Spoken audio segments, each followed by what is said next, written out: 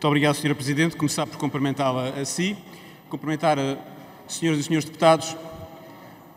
São várias as vezes em que nós assistimos os deputados aqui a fazerem as suas declarações perante este plenário porque querem colocar sobre aquilo que é a reflexão dos diferentes partidos e deputados aqui presentes temas que consideram eles próprios prioritários.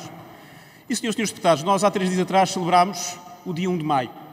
E é evidente que, ao celebrarmos o dia 1 de maio e ao termos uma preocupação que, com certeza, todos os portugueses têm, e eu, naturalmente, não sou exceção, e considero que, naturalmente, os senhores e senhores deputados também não serão exceção, teremos, com certeza, uma preocupação com os rendimentos dos portugueses. E a verdade é que, senhoras e senhores deputados, eu até ponderei, devo-vos dizer, que se devia ou não continuar a trazer aqui este tema.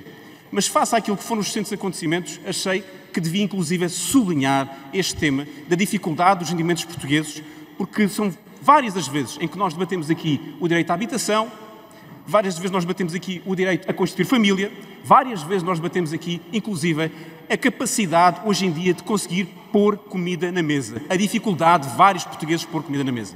E o rendimento diminuto que muitos portugueses têm, mais de 50% dos portugueses ganham menos de 1.000 euros, significa que esses mesmos direitos todos os dias são afetados. Significa que pelo facto de termos salários baixos em Portugal, através de uma economia estagnada, através de uma governação que neste momento é praticamente zombie, significa que nós estamos a afetar os direitos dos portugueses.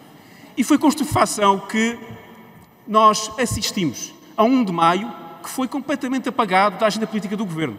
Aliás, o dia de maio foi há 3 dias atrás e não ouvimos da parte do Governo uma palavra verdadeira, forte, para aquilo que são o grande problema dos trabalhadores hoje, que são os seus rendimentos.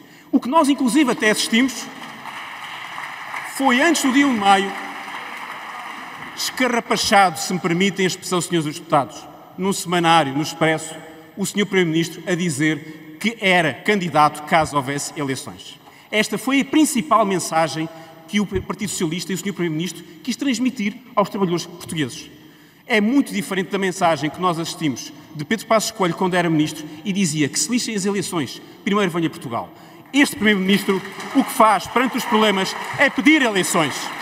Isso não é uma postura estadista, mas mais, pedir eleições acrescenta 0 cêntimos aos trabalhadores portugueses. E a verdade é que nós assistimos ao CDE a registrar mais uma vez um aumento de carga fiscal sobre aquilo que é o rendimento dos portugueses. Portanto, os portugueses que já têm dificuldade a aceder à habitação, a aceder à possibilidade de constituir uma família, a pôr comida na mesa, esses mesmos portugueses tiveram um aumento de carga fiscal. Dados da OCDE. E o que nós assistimos da parte da reação do Governo é uma reação que funciona em função da agenda política do Partido Socialista. Cai um Secretário de Estado ou cai um Ministro, vamos tentar aumentar as pensões, vamos tentar aumentar os salários. É em função de um Governo que cai aos bocados, é que se vai dando bocados aos portugueses. Isso não é forma de tratar o rendimento dos portugueses. Isso não é forma de respeitar os portugueses. A crise política do Governo não interessa à crise das famílias. A crise das famílias devia ser a preocupação do Governo e não a crise política. O que nós verificámos foi que tivemos uma percepção clara de que o próprio Governo apagou da agenda política a dita, e é dita por Vossas Excelências, a agenda de trabalho digno, que vinha supostamente combater a precariedade. Eu pergunto aos senhores deputados, um exemplo simples. As plataformas digitais. Quantos trabalhadores é que já estão com o contrato? Quantos trabalhadores é que neste momento já conseguiram o vínculo de acordo com a agenda de trabalho digno? E eu pergunto, senhores deputados, onde é que se vai combater a precariedade com a agenda de trabalho digno? A resposta é simples. O Governo entrou em silêncio, porque o Governo está preocupado com outras coisas.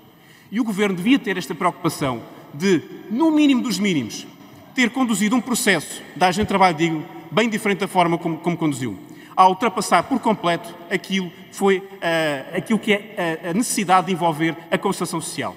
Ultrapassou por completo a concertação social e fez-o de uma forma em que não conseguiu interpretar a razão pela qual os portugueses queriam uma maioria absoluta.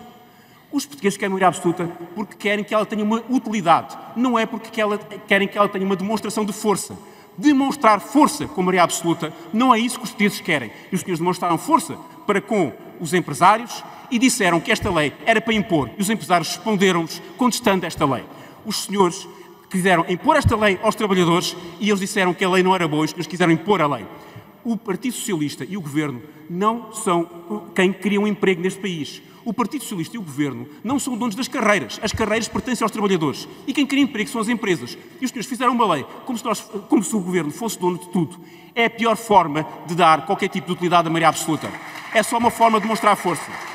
É só uma forma de esquecer os portugueses.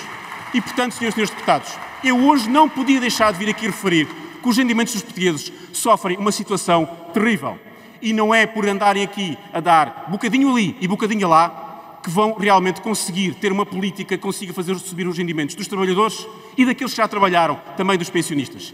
A crise do Governo é bem diferente da crise que os portugueses sentem. Essa crise é a que não permite pôr comida na mesa. Essa crise é a que não permite ter acesso à habitação. Essa crise é aquela que não permite constituir família e temos as taxas de natalidade como estão. A crise que vos devia preocupar, senhores deputados, e membros do Governo, caso aqui estivessem, estariam a ouvir de certeza, e bem que precisavam de ouvir, essa crise é a crise que hoje afeta Portugal, não é a crise do Governo.